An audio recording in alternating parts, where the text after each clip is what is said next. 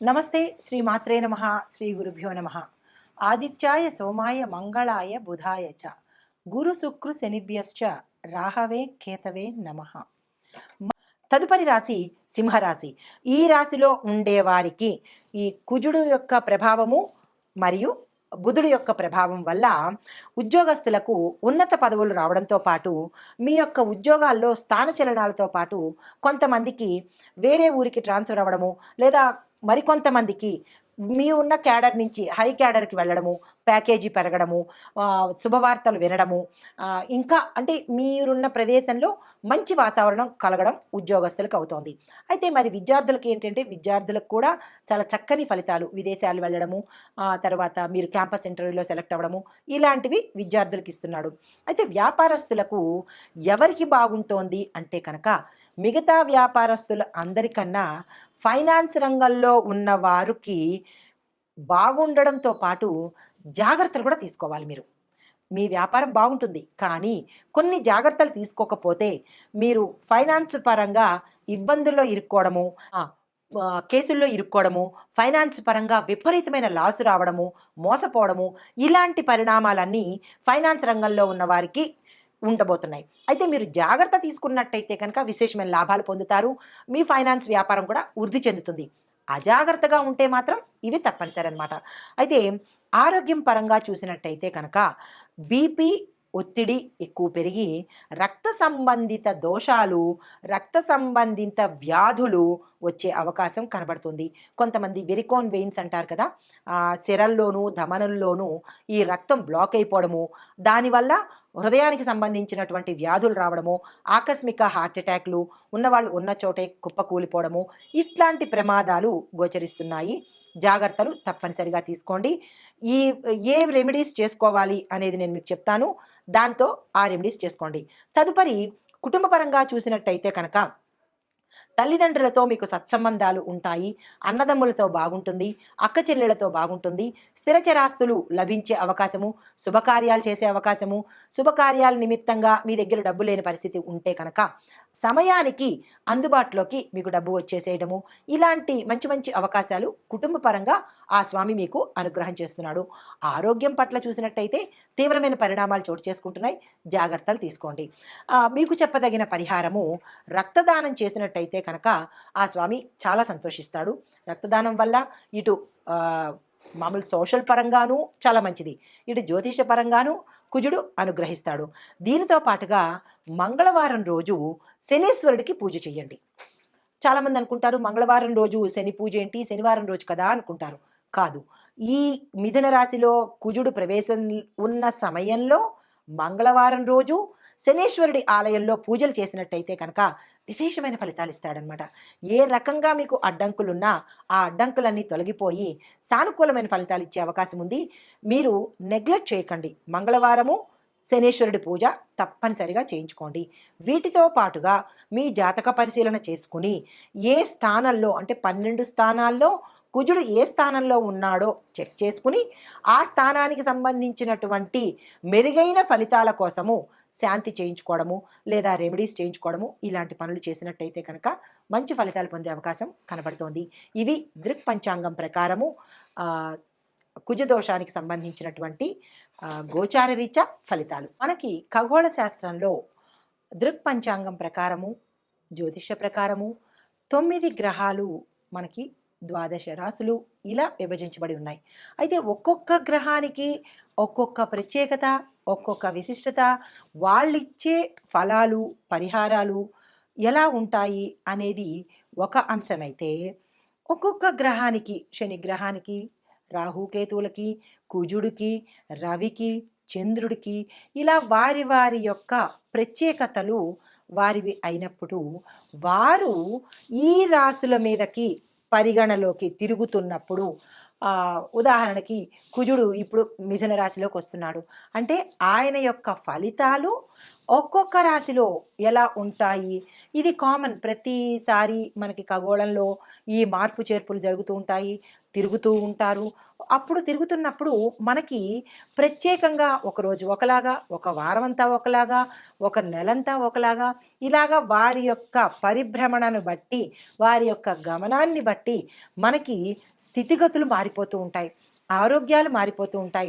లేదా మన యొక్క ఫలితాలు ఒకరోజు ఒకలాగా, ఒకరోజు ఇంకొకలాగా, ఆకస్మికంగా ధనం రావడము, ఆకస్మికంగా ధనం పోవడము. ఇలాంటి చిన్న చిన్న ఆహ్, అంటే దుష్ప్రభావాలు, మంచి ఫలితాలు కూడా ఇస్తూ ఉంటారు. అందులో భాగంగా ఇప్పుడు ప్రస్తుత అంశము కుజుడు మిథున రాశిలోకి ప్రవేశించేటప్పుడు ఎలాంటి ఫలితాలు ఇస్తున్నాడు, అది మేషాది ద్వాదశ రాశుల వారికి ఎలా ఉండబోతోంది అనే దాన్ని చెప్పుకునే దానికి ముందు కుజుడు అనేది ప్రత్యేకమైన గ్రహం అనమాట. అంటే జ్యోతిష శాస్త్ర ప్రకారము కుజుడిని అంగారకుడు అంటారు. అంటే ఆయన ఎర్రని రంగు కలిగిన వాడనమాట. అయితే ఈ గ్రహాలన్నిటిలోకు ఈ కుజగ్రహానికి కొంచెం భయపడతారు. ఎక్కడ భయపడతారు అంటే ఆరోగ్యరీత్యా కొంతమందికి ప్రభావాన్ని చూపిస్తాడు. వివాహానికి సంబంధించి విపరీతమైన ప్రభావాన్ని చూపిస్తాడు. అంటే ఈ కుజగ్రహానికి అధిపతిగాను మనం సుబ్రహ్మణ్యేశ్వర స్వామిని ఎక్కువగా పూజిస్తూ ఉంటామన్నమాట. అంటే సర్పరూపంలో ఉన్న సుబ్రహ్మణ్యేశ్వర స్వామి అధిదేవత, అంటే కుమారస్వామి అధిదేవతుడుగా మనం పూజన చేస్తాము. అయితే ఈ కుజగ్రహానికి ఎందుకు మనం ఇంత భయపడతాము అంటే కనుక గ్రహాలకు అధిపతిగా ఈయన్ని మనం కొలుస్తాము. కుజగ్రహము గ్రహాలన్నిటికీ కూడా అధిపతి అన్నమాట. అయితే ఈ గ్రహము రక్తము, బలము, భూమి మీద ఎక్కువగా ప్రభావం చూపిస్తుంది. అంటే ఒక మనిషి శరీరంలో రక్తం మీద, అంటే రక్తం తక్కువగా ఉండడము, రక్తానికి సంబంధించిన దోషాలు రావటము, ఇలాంటి వాటి మీద చూపిస్తుంటాడు. మరొక దేని మీద చూపిస్తాడు మనిషి మీద? బలం యొక్క అంటే బలం అంటే శక్తి మీద అనమాట.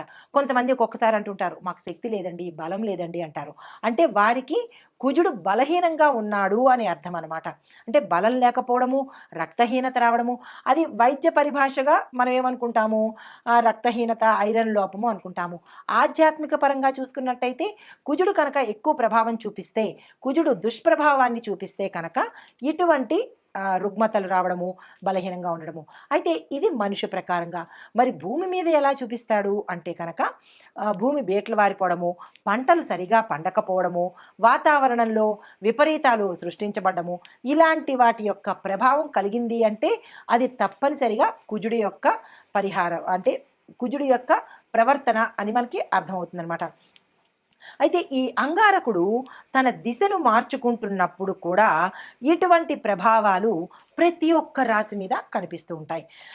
ఈ సందర్భంలో ఈ అంగారక గ్రహము, అంగారకుడు అంటే కుజుడు అన్నమాట, ఈ క్షీణించడం వల్ల, బలహీనపడడం వల్ల, ఒక్కొక్కసారి క్షీణించినప్పుడు కూడా బలహీనపడినప్పుడు విపరీత పరిణామాలు కొందరికి కలిగితే కొందరికి సామాన్యమైన ఫలితాలు కనబడుతూ ఉంటాయి. అయితే ఇలా జరిగినప్పుడు చాలామంది ఏమని అడుగుతుంటారంటే, మేము ఏమేం పరిహారాలు చేసుకోవాలి, మేము ఎట్లా ఉండాలి, మేము ఏం మార్చుకోవాలి అనే సందేహాలు మన ప్రేక్షకులకు కలుగుతుంటాయి. అయితే ఇప్పుడు ఈ ఏ సమయంలోంచి మనకి ఈ కుజుడు వచ్చాడు అనేది ప్రత్యక్షంగా నేను చెప్తాను. ఈ గ్రహ మార్పు అనేది ఎవరికి అధిపతి అంటే కుజుడు మేషరాశికి, వృశ్చిక రాశికి అధిపతి. ఇలా ఈ గ్రహాలన్నీ కూడా కొన్ని రాశులకు అధిపతి అవుతారు. ఇప్పుడు శనేశ్వరుడు ఉన్నాడు, మకర కుంభాలకు అధిపతి అనమాట. అలాగే కుజుడు మేషరాశికి, వృశ్చిక రాశికి కూడా అధిపతి. ఈ అధిపతులు అవ్వడం వల్ల ఒక రకమైన, అంటే వారికి ఫేవర్ చేస్తూ ఉంటాడు. ఎవరైతే ఏ రాశులకు అధిపతి అవుతారో ఆ రాశులకి ఫేవర్ చేస్తూ, అంటే ఫేవర్ అంటే మరీ ఎక్కువ ఫేవరిజం కాకుండా కొంచెం సులువు సూత్రాలు ఇస్తుంటాడు. అయితే మిగతా రాశుల వాళ్ళకి ఇవ్వడా అంటే మిగతా రాశుల వాళ్ళకి ఇస్తాడు, కాకపోతే వీరి మీద ప్రభావం ఎక్కువగా ఉంటుందన్నమాట. ఇంకొక పరంగా చూసినట్టయితే కనుక ఈ కుజగ్రహము గత సంవత్సరం అక్టోబర్లో 20వ తారీఖున, అంటే 2024 అక్టోబర్లో మిథున రాశిని వదిలేసి కర్కాటకంలోకి ప్రవేశించాడు. కర్కాటకంలోకి ప్రవేశించినప్పుడు ఆ గ్రహస్థానము ఆ ఏడాదంతా ఉంది. అంటే అక్టోబరు, నవంబరు, డిసెంబరు, జనవరి వరకు ఉంది. జనవరి 21 నుంచి మళ్ళా తన స్థానాన్ని మార్చుకొని 25 అంటే 2025 ఇప్పుడు ప్రస్తుతం అన్నమాట. జనవరి 21 నుంచి మళ్ళా మిథున రాశిలోకి వచ్చేశాడు. మిథునంలోకి కర్కాటకంలోకి వెళ్ళి మళ్ళా రివర్ట్ అయ్యి మళ్ళా మిథునంలోకి వచ్చాడనమాట.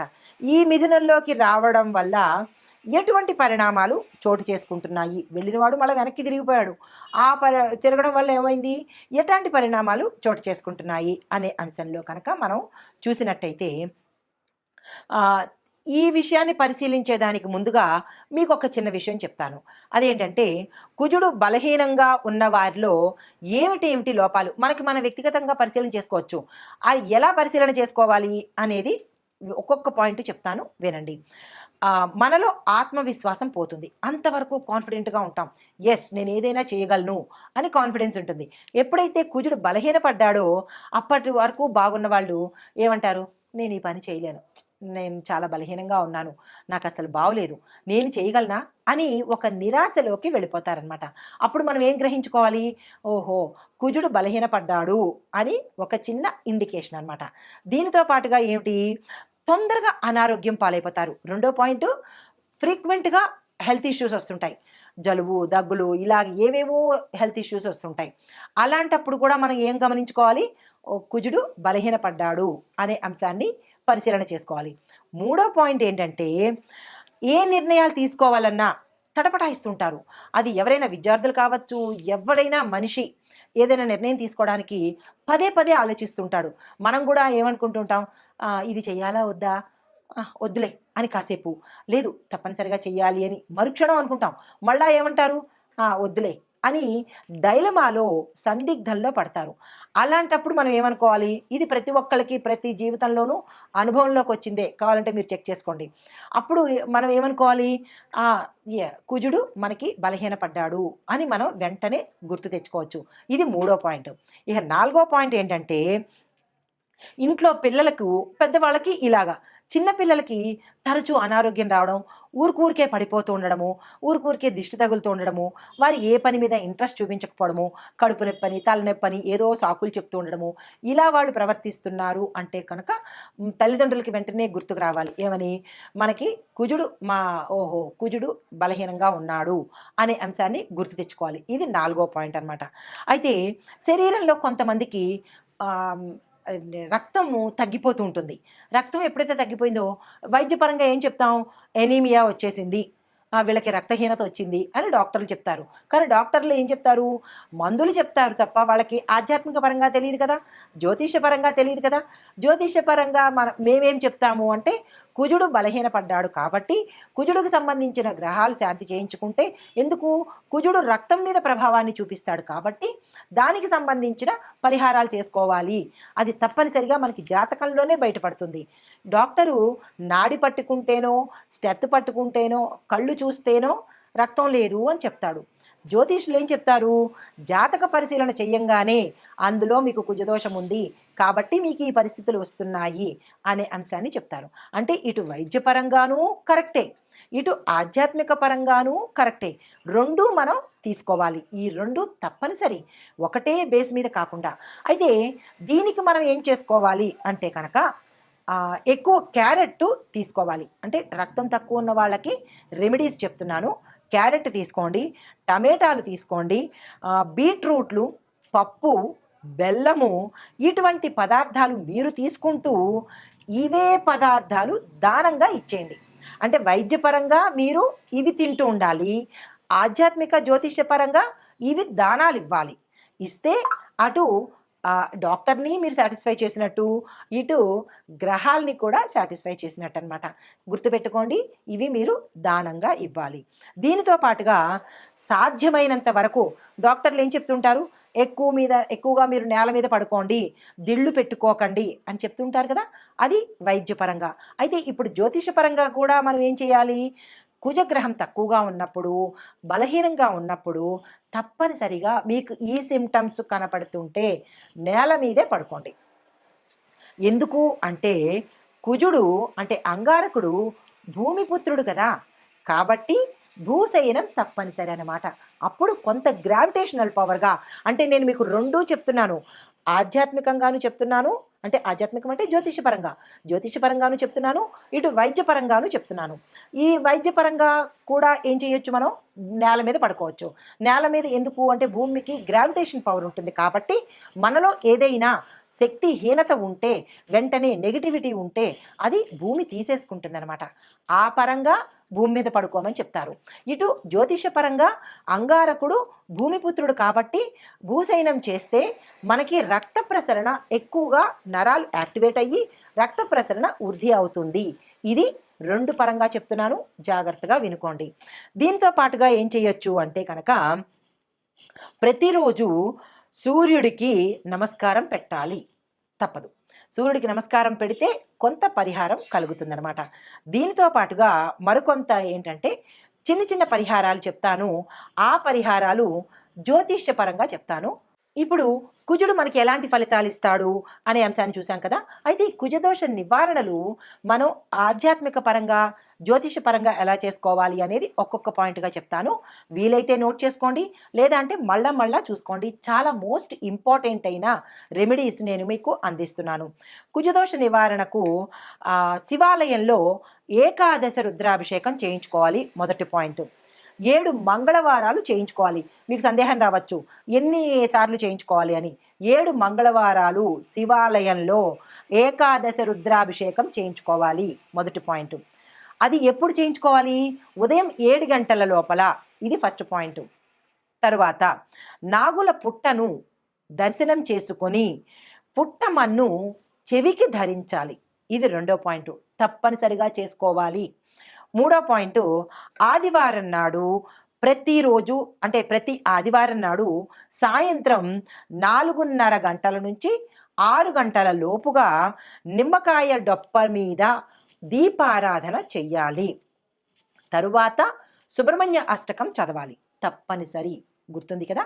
తరువాత మూడో పాయింట్, కుజదోష నివారణకు 12 రోజుల పాటు 9 సార్లు 12 రోజులు, అంటే ఒక్కొక్క రోజు 9 సార్లు సుబ్రహ్మణ్యేశ్వర స్వామి అష్టోత్తర శతనామావళి చదవాలి. అష్టమూలిక తైలంతో సుబ్రహ్మణ్యేశ్వర స్వామి వారికి దీపారాధన తప్పనిసరిగా చేసుకోవాలి. మరి ఒక పరిహారము, శని, ఆది, సోమవారాల్లో అష్టమూలిక తైలంతో సుబ్రహ్మణ్యేశ్వర స్వామి వారికి మట్టి ప్రమిదలో ఎర్రని ఒత్తు వేసి దీపారాధన చేసుకోవాలి. ఎరుపు రంగు కుజుడికి ప్రతీక కాబట్టి, ఇష్టపడతాడు కాబట్టి ఆ పరిహారం తప్పనిసరిగా చేసుకోండి. తరువాత సుబ్రహ్మణ్యేశ్వర స్వామి కరావలంబ స్తోత్రము 11 రోజుల పాటు 80 సార్లు చదవాలి. ఇందులో ఎటువంటి డిస్కౌంట్లు లేవు, ఎటువంటి అమెండ్మెంట్స్ లేవు.